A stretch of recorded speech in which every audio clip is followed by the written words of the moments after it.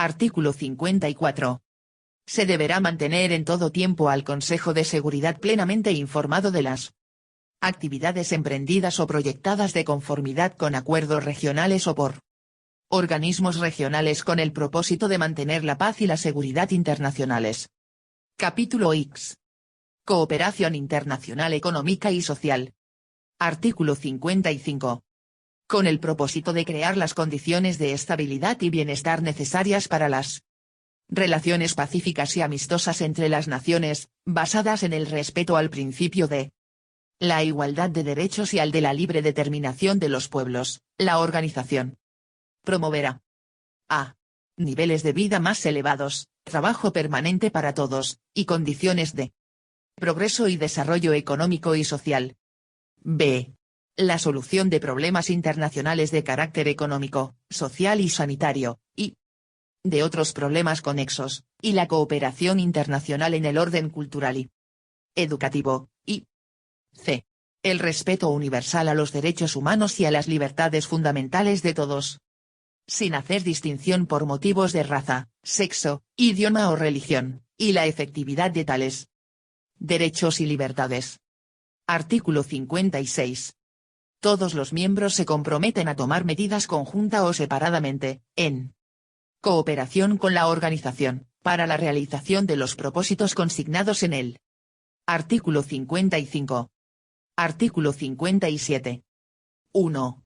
Los distintos organismos especializados establecidos por acuerdos intergubernamentales, que tengan amplias atribuciones internacionales definidas en sus estatutos, y relativas a materias de carácter económico, social, cultural, educativo, sanitario, y otras conexas, serán vinculados con la organización de acuerdo con las disposiciones del artículo 63.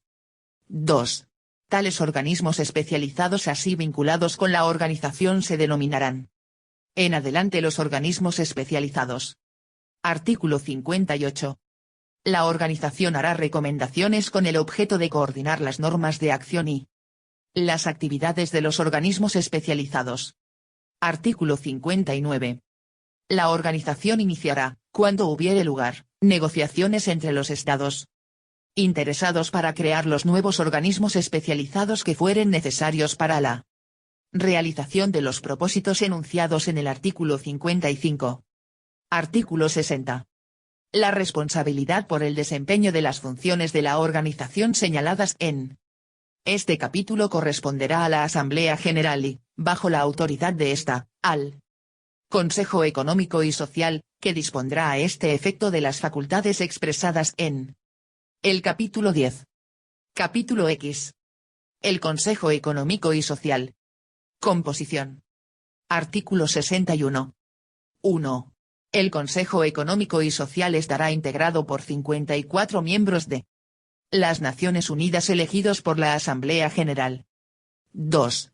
Salvo lo prescrito en el párrafo 3, 18 miembros del Consejo Económico y Social serán elegidos cada año por un periodo de 3 años. Los miembros salientes serán reelegibles para el periodo subsiguiente. 3. En la primera elección que se celebre después de haberse aumentado de 27 a 54 el número de miembros del Consejo Económico y Social, además de los miembros que se elijan para sustituir a los 9 miembros cuyo mandato expire al final de ese año, se elegirán 27 miembros más. El mandato de 9 de estos 27 miembros adicionales así elegidos expirará al cabo de un año y el de otros 9 miembros una vez transcurridos 2 años, conforme a las disposiciones que dicte la Asamblea General. 4. Cada miembro del Consejo Económico y Social tendrá un representante. Funciones y poderes. Artículo 62. 1. El Consejo Económico y Social podrá hacer o iniciar estudios e informes con respecto a asuntos internacionales de carácter económico, social, cultural, educativo y sanitario, y otros asuntos conexos, y hacer recomendaciones sobre tales asuntos a la Asamblea General, a los miembros de las Naciones Unidas y a los organismos especializados integrados. 2.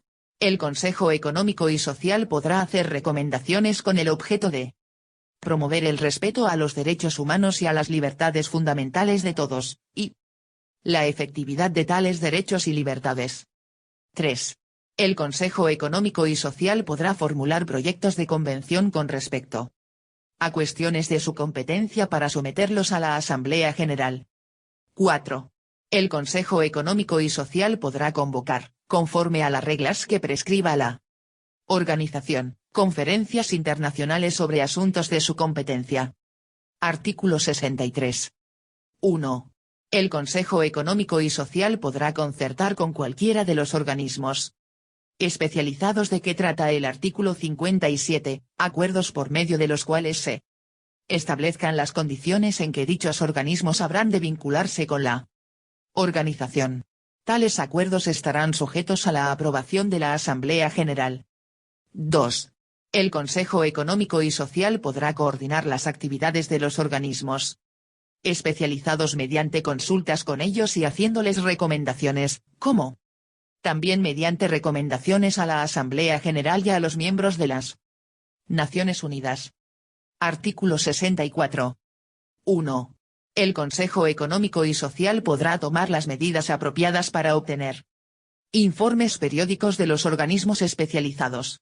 También podrá hacer arreglos con los miembros de las Naciones Unidas y con los organismos especializados para obtener informes con respecto a las medidas tomadas para hacer efectivas sus propias recomendaciones y las que haga la Asamblea General acerca de materias de la competencia del Consejo.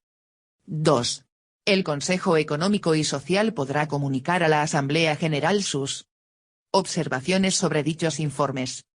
Artículo 65. 1. El Consejo Económico y Social podrá suministrar información a un Consejo de Seguridad y deberá darle la ayuda que éste le solicite. Artículo 66. 1.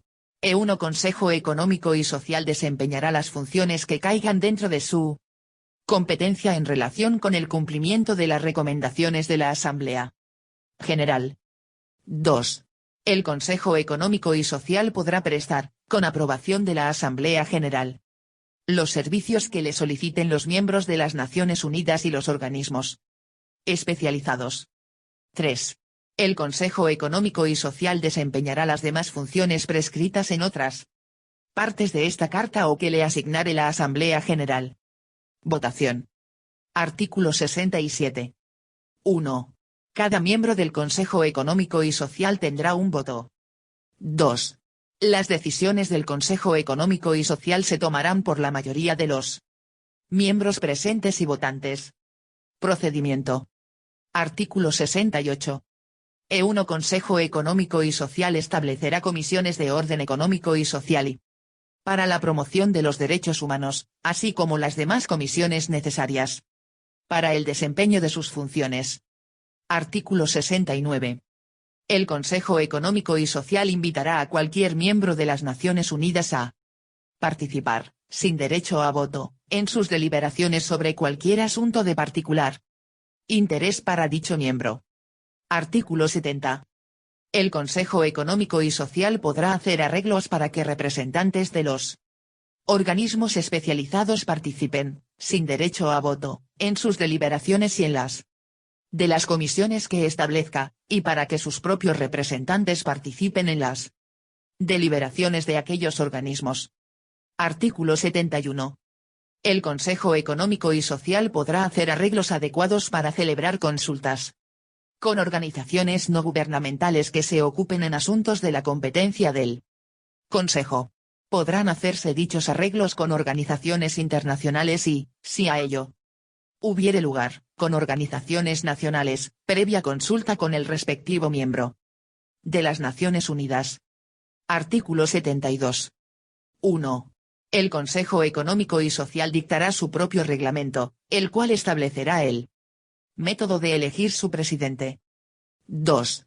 El Consejo Económico y Social se reunirá cuando sea necesario de acuerdo con su reglamento, el cual incluirá disposiciones para la convocación a sesiones cuando lo solicite una mayoría de sus miembros. Capítulo Sí. Declaración relativa a territorios no autónomos. Artículo 73.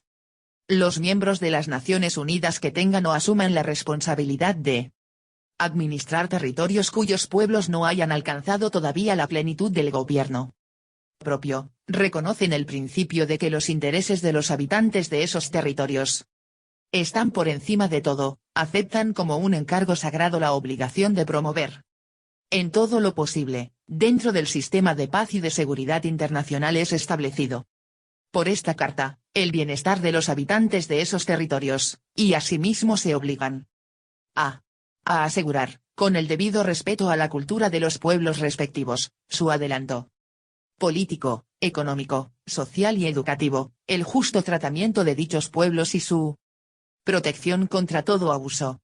B.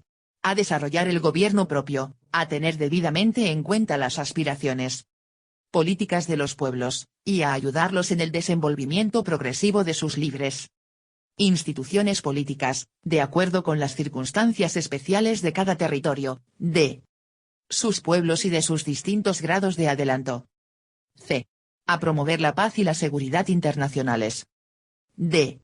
A promover medidas constructivas de desarrollo, estimular la investigación, y cooperar unos con otros y, cuando y donde fuere del caso, con organismos internacionales especializados, para conseguir la realización práctica de los propósitos de carácter social, económico y científico expresados en este artículo, y a transmitir regularmente al Secretario General, a título informativo y dentro de los límites que la seguridad y consideraciones de orden constitucional requieran, la información estadística y de cualquier otra naturaleza técnica que verse sobre las condiciones económicas, sociales y educativas de los territorios por los cuales son respectivamente responsables, que no sean de los territorios a que se refieren los capítulos y de esta carta. Artículo 74.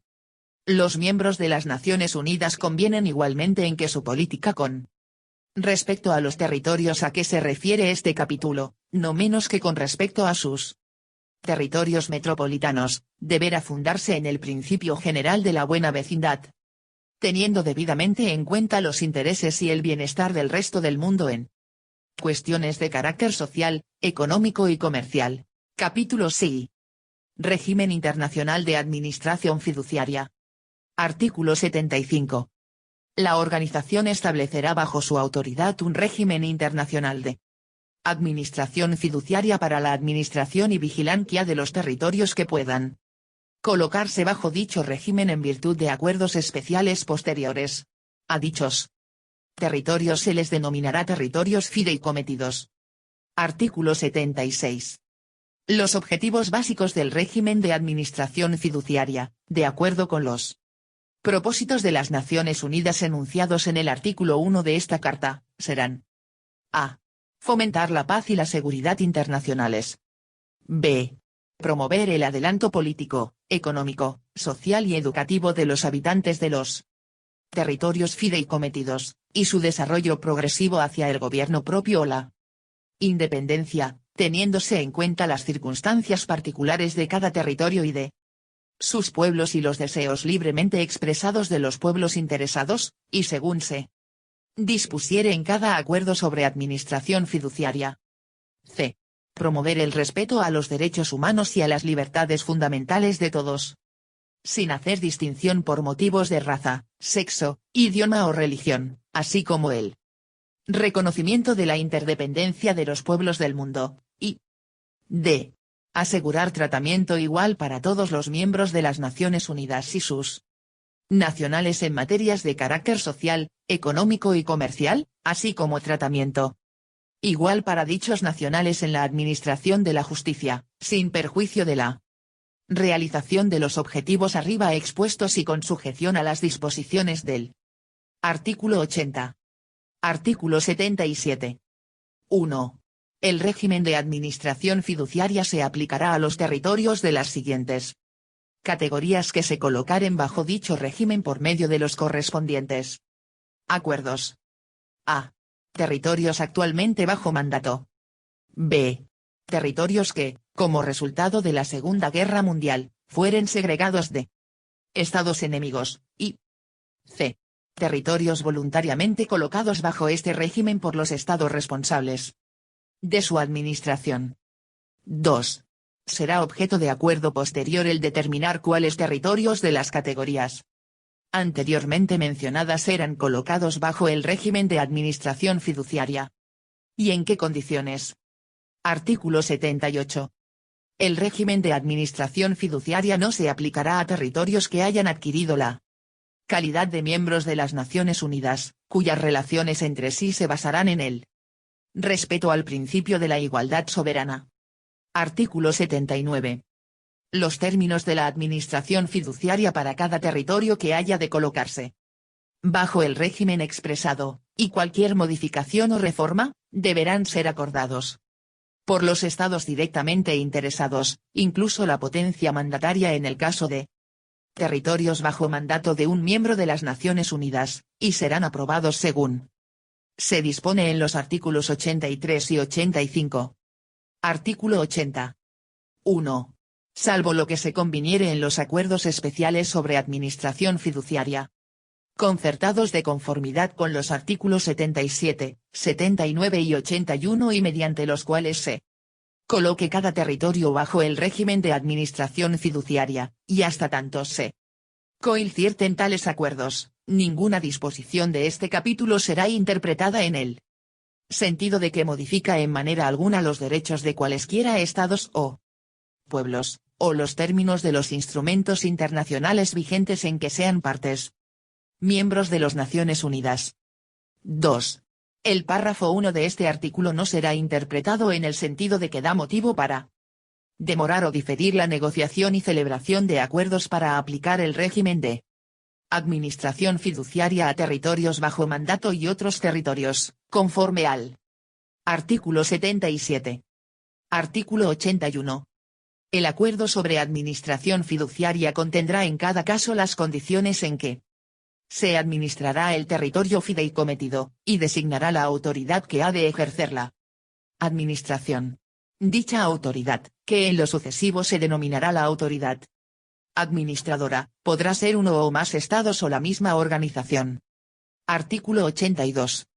Podrán designarse en cualquier acuerdo sobre administración fiduciaria, una o varias zonas estratégicas que comprendan parte o la totalidad del territorio fideicometido a que se refiera el acuerdo, sin perjuicio de los acuerdos especiales celebrados con arreglo al artículo 43. Artículo 83. 1. Todas las funciones de las Naciones Unidas relativas a zonas estratégicas, incluso la de aprobar los términos de los acuerdos sobre administración fiduciaria y de las modificaciones o reformas de los mismos, serán ejercidas por el Consejo de Seguridad. 2. Los objetivos básicos enunciados en el artículo 76 serán aplicables a la población de cada zona estratégica. 3. Salvo las disposiciones de los acuerdos sobre administración fiduciaria y sin perjuicio de las exigencias de la seguridad, el Consejo de Seguridad aprovechará la ayuda del Consejo de Administración Fiduciaria para desempeñar, en las zonas estratégicas, aquellas funciones de la organización relativas a materias políticas, económicas, sociales y educativas que correspondan al régimen de administración fiduciaria. Artículo 84. La autoridad administradora tendrá el deber de velar por que el territorio fideicometido contribuya al mantenimiento de la paz y la seguridad internacional ES. Con tal fin, la autoridad administradora podrá hacer uso de las fuerzas voluntarias, de las facilidades y de la ayuda del citado territorio, a efecto de cumplir con las obligaciones por ella contraídas a este respecto ante el Consejo de Seguridad, como también para la defensa local y el mantenimiento de la ley y del orden dentro del territorio fideicometido. Artículo 85. 1. Las funciones de la organización en lo que respecta a los acuerdos sobre administración fiduciaria relativos a todas las zonas no designadas como estratégicas, incluso la de aprobar los términos de los acuerdos y las modificaciones o reformas de los mismos serán ejercidas por la Asamblea General. 2.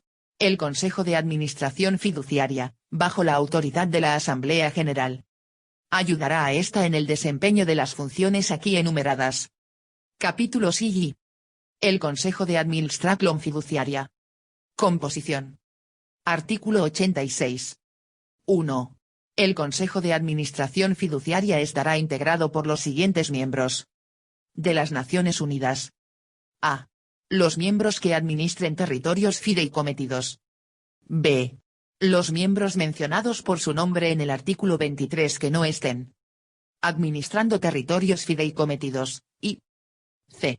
Tantos otros miembros elegidos por periodos de 3 años por la Asamblea General, cuantos sean necesarios para asegurar que el número total de miembros del Consejo de Administración Fiduciaria se divida por igual entre los miembros de las Naciones Unidas, administradores de tales territorios y los no administradores. 2. Cada miembro del Consejo de Administración Fiduciaria designará a una persona especialmente calificada para que lo represente en el Consejo. Funciones y poderes. Artículo 87. En el desempeño de sus funciones, la Asamblea General y, bajo su autoridad, el Consejo de Administración Fiduciaria, podrán a. Considerar informes que les haya rendido la autoridad administradora. b. Aceptar peticiones y examinarlas en consulta con la autoridad administradora. c. Disponer visitas periódicas a los territorios fideicometidos en fechas convenidas con la autoridad administradora, y d. Tomar estas y otras medidas de conformidad con los términos de los acuerdos sobre administración fiduciaria. Artículo 88. El Consejo de Administración Fiduciaria formulará un cuestionario sobre el adelanto político, económico, social y educativo de los habitantes de cada territorio fideicometido. Y la autoridad administradora de cada territorio fideicometido dentro de la competencia de la Asamblea General, rendirá a esta un informe anual sobre primera base de dicho cuestionario.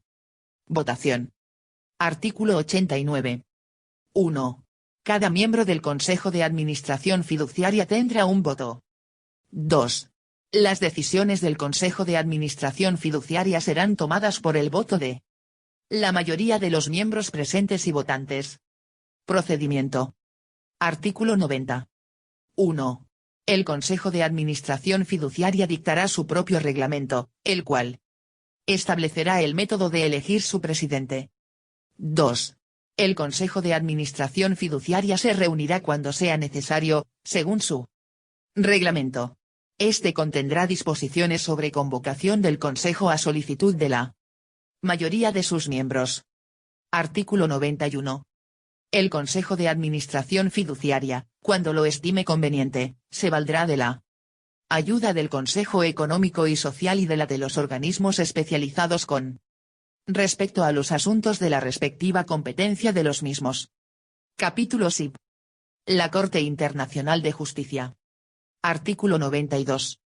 La Corte Internacional de Justicia será el órgano judicial principal de las Naciones Unidas, funcionará de conformidad con el Estatuto Anexo, que está basado en el de la Corte Permanente de Justicia Internacional, y que forma parte integrante de esta Carta. Artículo 93. 1. Todos los miembros de las Naciones Unidas son ipso facto partes en el Estatuto de la Corte Internacional de Justicia. 2. Un Estado que no sea miembro de las Naciones Unidas podrá llegar a ser parte en el Estatuto de la Corte Internacional de Justicia, de acuerdo con las condiciones que determine en cada caso la Asamblea General a recomendación del Consejo de Seguridad. Artículo 94. 1. Cada miembro de las Naciones Unidas compromete a cumplir la decisión de la Corte Internacional de Justicia en todo litigio en que sea parte. 2. Si una de las partes en un litigio dejare de cumplir las obligaciones que le imponga un fallo de la Corte, la otra parte podrá recurrir al Consejo de Seguridad, el cual podrá, si lo cree necesario, hacer recomendaciones o dictar medidas con el objeto de que se lleve a efecto la ejecución del fallo. Artículo 95. Ninguna de las disposiciones de esta Carta impedirá a los miembros de las Naciones Unidas encomendar la solución de sus diferencias a otros tribunales en virtud de acuerdos ya existentes o que puedan concertarse en el futuro. Artículo 96. 1. La Asamblea General o el Consejo de Seguridad podrán solicitar de la Corte internacional de justicia que emita una opinión consultiva sobre cualquier cuestión jurídica. 2. Los otros órganos de las Naciones Unidas y los organismos especializados que en cualquier momento sean autorizados para ello por la Asamblea General, podrán igualmente solicitar de la Corte opiniones consultivas sobre cuestiones jurídicas que surjan dentro de la esfera de sus actividades. Capítulo XV. La Secretaría. Artículo 97. La Secretaría se compondrá de un secretario general y del personal que requiera la organización. El secretario general será nombrado por la Asamblea General a recomendación del Consejo de Seguridad. El secretario general será el más alto funcionario administrativo de la organización. Artículo 98. El secretario general actuará como tal en todas las sesiones de la Asamblea General, del Consejo de Seguridad, del Consejo Económico y Social y del Consejo de Administración Fiduciaria, y desempeñará las demás funciones que le encomienden dichos órganos. El secretario general rendirá a la Asamblea General un informe anual sobre las actividades de la organización. Artículo 99. El secretario general podrá llamar la atención del Consejo de Seguridad hacia cualquier asunto que en su opinión pueda poner en peligro el mantenimiento de la paz y la seguridad internacionales. Artículo 100. 1.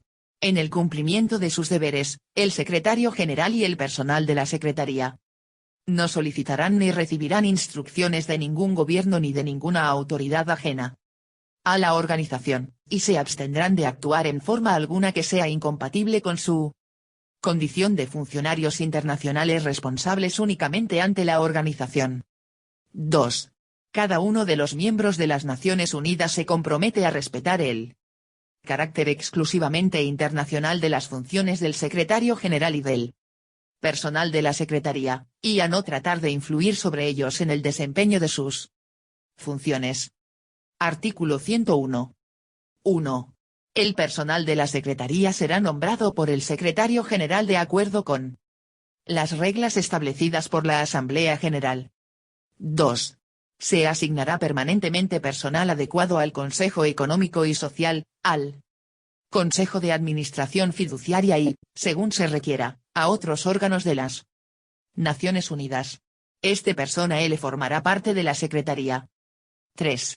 La consideración primordial que se tendrá en cuenta al nombrar el personal de la Secretaría y al determinar las condiciones del servicio, es la necesidad de asegurar el más alto grado de eficiencia, competencia e integridad. Se dará debida consideración también a la importancia de contratar el personal en forma de que haya la más amplia representación geográfica posible. Capítulos B. Disposiciones varias. Artículo 102. 1. Todo tratado y todo acuerdo internacional concertados por cualesquiera miembros de las Naciones Unidas después de entrar en vigor esta carta, serán registrados en la Secretaría y publicados por esta a la mayor brevedad posible. 2. Ninguna de las partes en un tratado o acuerdo internacional que no haya sido registrado conforme a las disposiciones del párrafo 1 de este artículo, podrá invocar dicho tratado o acuerdo ante órgano alguno de las Naciones Unidas. Artículo 103.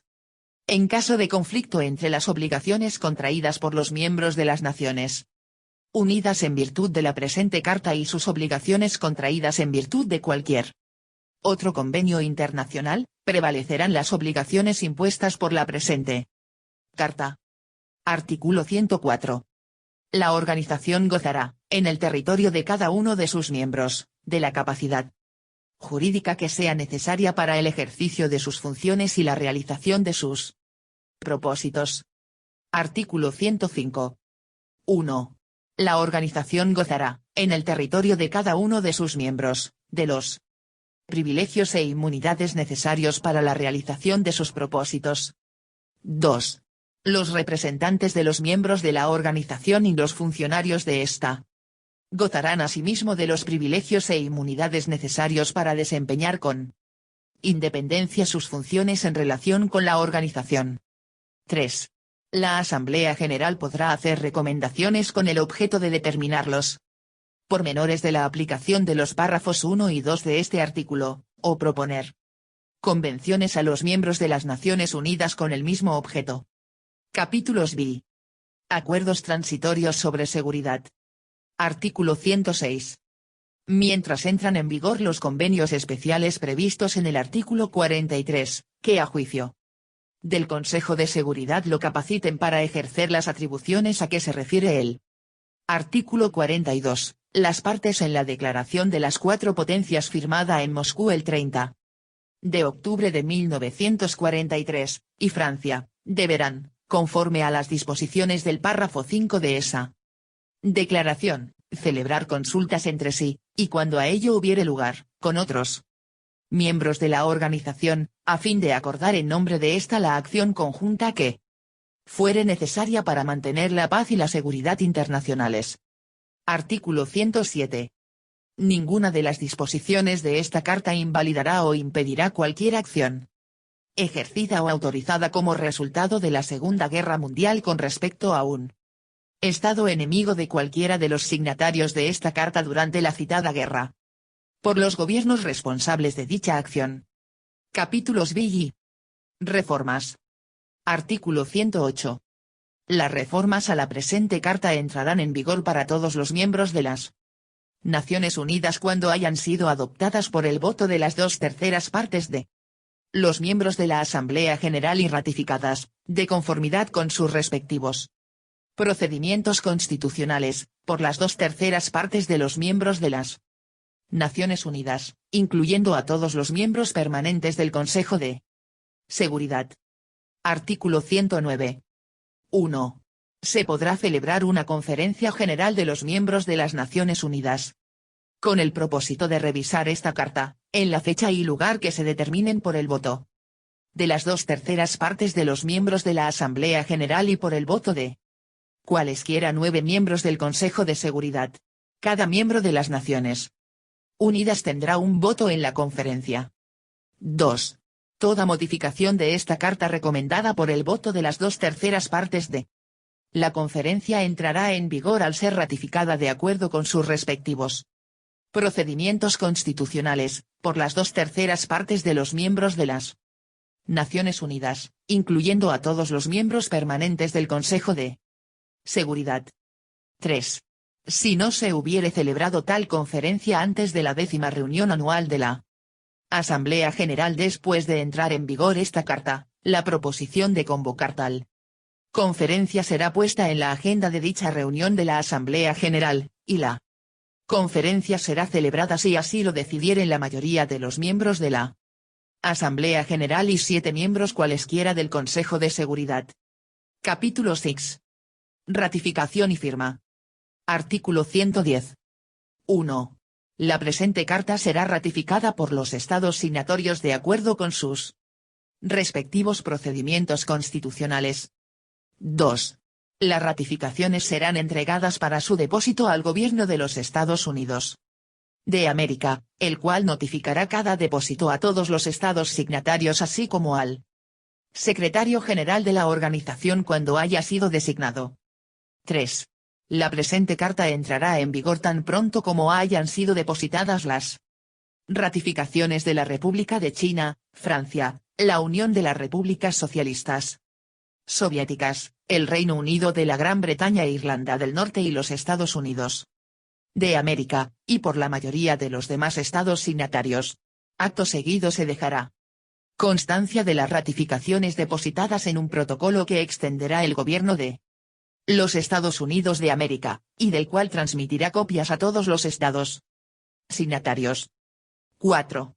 Los estados signatarios de esta carta que la ratifiquen después que haya entrado en vigor adquirirán la calidad de miembros originarios de las Naciones Unidas en la fecha del depósito de sus respectivas ratificaciones. Artículo 111. La presente carta, cuyos textos en chino, francés, ruso, inglés y español son igualmente auténticos, será depositada en los archivos del Gobierno de los Estados Unidos de América.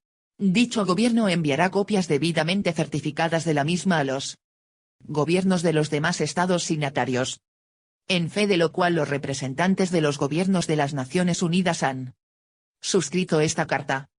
Firmada en la ciudad de San Francisco, a los 26 días del mes de junio de 1945.